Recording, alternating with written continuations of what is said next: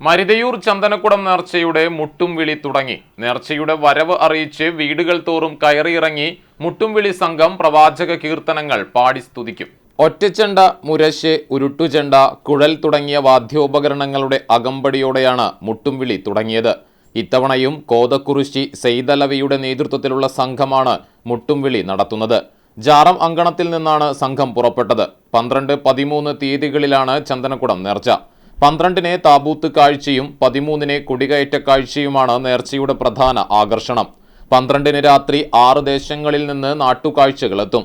13-ന് രാത്രി മത്സ്യത്തൊഴിലാളികളുടെയും ഓട്ടോ തൊഴിലാളികളുടെയും മതസൗഹാർദ്ദ കാഴ്ചകളും വിവിധ ടീമുകളുടെ നാട്ടുകാഴ്ചകളും എത്തും. ഗജവീരന്മാരും വാദ്യമേളങ്ങളും നാട്ടുകാഴ്ചകൾക്ക് മാറ്റുകൂട്ടും. മൗലിദ് പാരായണം, കൂട്ട സിയാറത്ത്, ചക്കരക്കഞ്ഞി വിതരണം എന്നിവയും നടക്കും.